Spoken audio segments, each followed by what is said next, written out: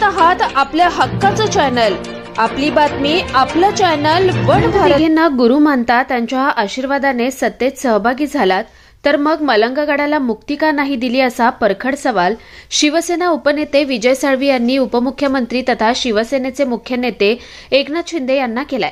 शिवसेना उद्धव बाळासाहेब ठाकरे पक्षाच्या वतीने माघ पौर्णिमेचं औचित्य साधून मलंग मुक्तीसाठी आंदोलन करत मलंगगडावर आरती करण्यात आली। यावेळी शिवसेना उपनेते विजय साळवी यांनी प्रसिद्धी माध्यमांशी संवाद साधला। मलंग मुक्ती आंदोलन पहिल्यांदा आनंद दिघे यांनी सुरू केलं। सत्यपाल मालनी यांनी सुचवल्यानंतर पुण्याच्या गोखले यांच्या नेतृत्वाखाली हे आंदोलन सुरू झालं। या आंदोलनासाठी दिघे यांनी कारावास भोगला। या आंदोलनासाठी जीवाचं रान केलं, पण स्वतःला त्यांचं शिष्य म्हणवतात, त्यांचे नावे पिक्चर काढतात आणि आपली राजकीय पोळी भासतात। त्यांनी या आंदोलनाला काय न्याय दिला?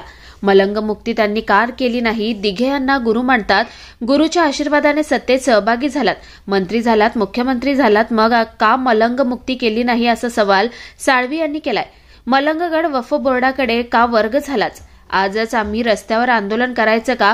तुम्हाला सत्तेत कोणी बसवलं? जी दिघे साहेबांची इच्छा होती ती पूर्ण करायची जबाबदारी तुमची नव्हती का?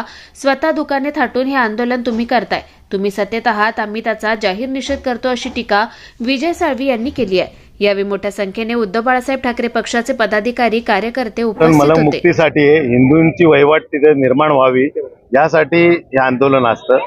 हे दिघे साहेबांनी सुरू केलं। दिघे साहेबांनी यात फार संघर्ष केला।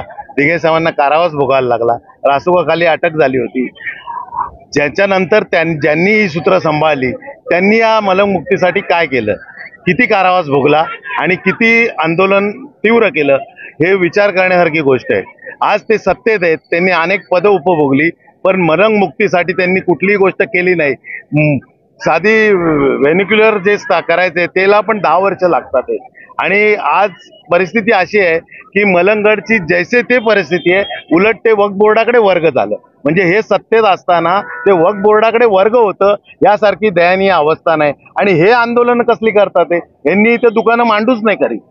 आंदोलन आम्ही बाहेरच्या पक्षातले आहेत तर आम्ही आंदोलन करणार। हिंदूंची एकजूट व्हावी यासाठी दिघे साहेबांनी जनजन पछाडलं, पण ह्यांनी त्याला काळीमा फासला। त्यांनी संघटनेचे 2 भाग केले। यासारखं दुर्दैव नाहीये आणि ह्यांचा आम्ही जाहीर निषेध करतो।